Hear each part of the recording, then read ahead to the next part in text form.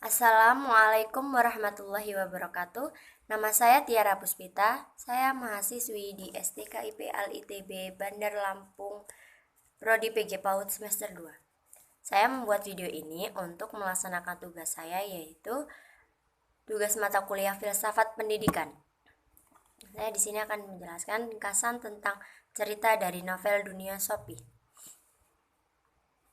Sophie Amundsen dalam versi Norwegia adalah seorang gadis remaja berumur 14 tahun yang tinggal di Norwegia pada tahun 1910. Dia tinggal bersama ibunya dan hewan-hewan peliharaannya. Ayahnya adalah seorang kapten kapal tanker minyak yang menghabiskan sebagian besar waktunya berlayar. Ayahnya tidak muncul dalam buku ini. Sophie menjalani kehidupan sebagai gadis biasa yang secara mengejutkan terganggu pada awal buku ini. Saat dia menerima dua pesan misterius di kotak posnya, siapakah dirimu? Yaitu isinya, siapakah dirimu? Dari mana isinya dunia? Bersama dengan sebuah kartu pos yang dialamatkan kepada Hildmoller Knecht. Sophie Amundsen tak lama kemudian dia juga menerima sebuah paket berisi pelajaran filsafat. Dengan komunikasi yang misterius ini, Sophie menjadi murid dari seorang filsuf berumur 50 tahun, yaitu Alberto Knox. Dia mulai menghubungi Sophie tanpa menyebutkan identitasnya, tetapi sepanjang cerita perlahan-lahan memunculkannya identitasnya yang sebenarnya. Dari dialah semua surat-surat dan pelajaran filsafat yang dikirimkan kepada Sophie.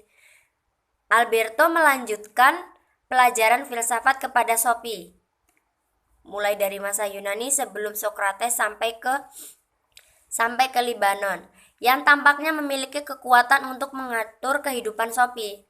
Terganggu dengan kemahakuasaannya, Alberto menyusun rencana untuk membebaskan dirinya dan Sophie dari genggaman Albert Knecht.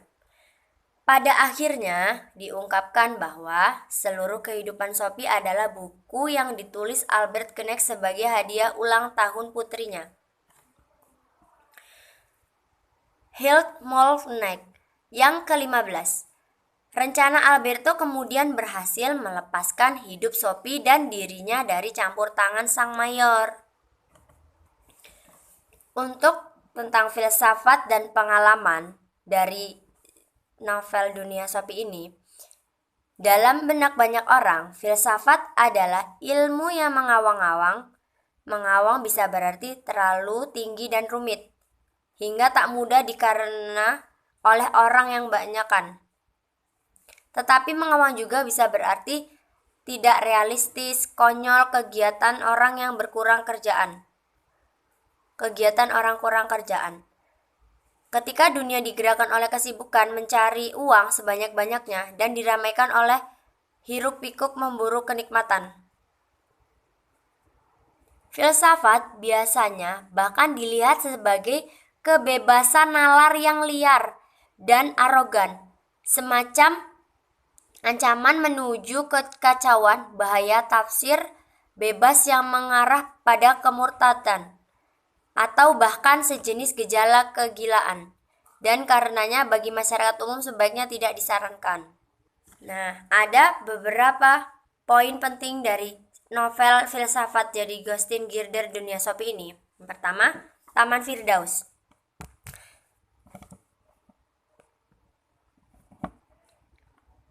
Taman Firdaus, sesuatu berdasarkan dari ketiadaan adalah sesuatu yang tercipta dari sesuatu yang tidak ada. Contoh kasus adalah pemikiran Sophie tentang angkasa, pembelajaran tentang mengapa aku ada. Saya jadi lebih mengerti tentang arti dan tujuan hidup saya, dan juga bagaimana saya bisa memikirkan tentang prospek ke depan dalam kehidupan. Yang kedua, tentang topi pesulap. Karena manusia adalah makhluk yang tidak pernah puas dan makhluk yang selalu ingin tahu, sehingga dihubungkan mitos-mitos untuk menjelaskan sesuatu keseimbangan yang rawan antara kekuatan baik dan kekuatan yang jahat. Yang ketiga, yaitu mitos. Mitos adalah sesuatu yang ada sejak dulu, yang tidak diketahui kebenarannya namun tetap dipercaya oleh manusia. Sedangkan bukan mitos sesuatu yang benar adanya dan terkadang tidak dipercaya oleh sebagian manusia. Mitos tentang Tur dan Palunya. Sebagian orang percaya bahwa Tur mengendarai sebuah kereta yang ditarik 2 ekor kambing melintas angkasa. Manusia tidak dapat terlepas dari sebuah mitos karena bagaimanapun manusia adalah bagian dari mitos tersebut. Yang keempat, dari para filosof alam. Para filsafat dari Yunani, yaitu Thales yang berasal dari Miletus, sebuah koloni Yunani di Asia Kecil. Thales digaleri demikian karena dia pernah menghitung sebuah tinggi piramid dengan mengukur bayangannya pada saat yang tepat. Dia pernah meramalkan secara tepat terjadinya gerhana matahari pada 585 SMC. Dan yang terakhir, Thales beranggapan bahwa sumber dari segala sesuatu adalah air Anaximander, yang juga hidup di mitos pada masa yang kira-kira sama dengan masa hidup Thales. Dia beranggapan bahwa dunia kita hanyalah salah satu dari banyak sekali dunia yang muncul. Dan di dalam sesuatu yang disebutnya sebagian yang tak terbatas. Filosof yang ketiga adalah Anaximenes. Dia beranggapan bahwa sumber dari segala sesuatu pastilah udara dan uap. Ia menemukan bahwa air berasal dari udara yang dipadatkan. Hal mengenai segala sumber sesuatu berasal dari alam, air, udara, tanah. Seorang ahli filosof dari Yunani, yaitu Thales, dia adalah seorang filsuf yang sangat cerdas. Bayangkan saja, Thales dapat mengukur dengan tepat tinggi sebuah piramid hanya dengan melihat bayangan matahari pada waktu tertentu, di mana ia mengukur saat bayangan tubuhnya berdiri sama. Thales berteori bahwa segala sesuatu bersumber dari air dan akan kembali ke sumbernya. Yang bisa dipelajari dari bab ini adalah bagaimana kita sebagai manusia dapat memanfaatkan keadaan alam di sekitar kita dengan sebaik-baiknya, dan juga bagaimana kita memberikan opini dan pemikiran yang positif dari berbagai masalah atau nasihat. Poin yang kelima, yaitu tentang Demokritus. Yang dimaksud dengan mainan paling cerdik di dunia adalah Lego. Karena menurut Sophie, bentuk Lego yang berbeda namun bila disusun dapat cocok. Dan apabila dipisahkan kemudian disusun dapat menjadi bentuk yang berbeda. Inti dari teori atom Demokritus adalah tak dapat dipotong dalam artian bagian-bagian pokok yang membentuk. Bagian pokok yang membentuk segala sesuatu tidak mungkin dibagi secara tak terhingga menjadi bagian terkecil lagi. Teori atom Demokritus menandai berakhirnya filsafat alam Yunani untuk saat ini.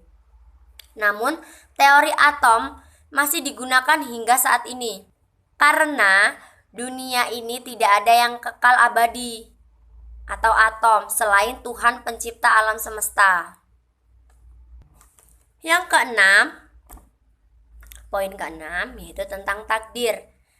Takdir adalah sesuatu ketentuan yang sudah ditetapkan oleh Tuhan, pencipta alam semesta dengan beberapa pertimbangannya,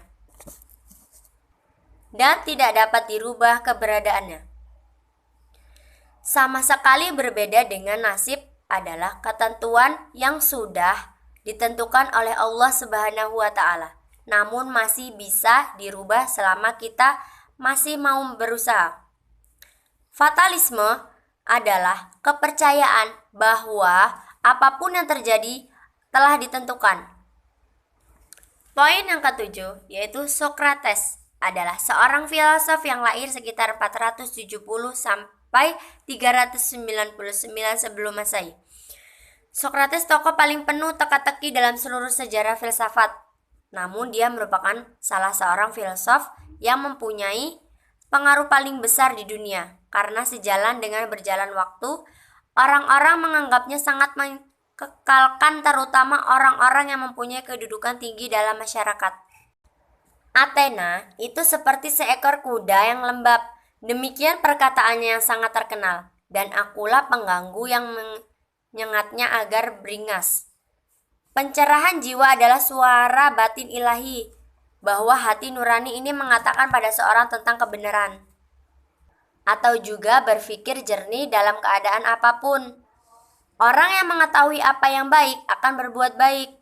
Pencerahan jiwa yang pernah saya alami adalah ketika saya berpikir bahwa selama ini saya telah banyak berbuat dosa, dan saya akan mencoba untuk menghapus dosa tersebut dengan bertaubat dan berusaha untuk berubah.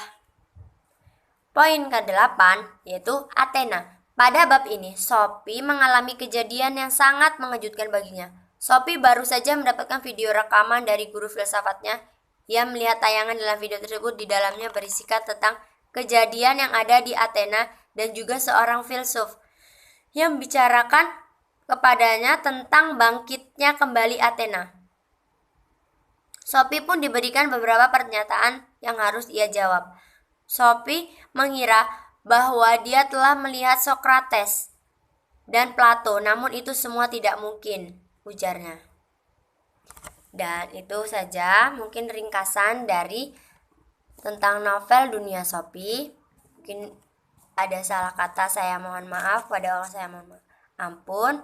Saya akhiri. Wassalamualaikum warahmatullahi wabarakatuh.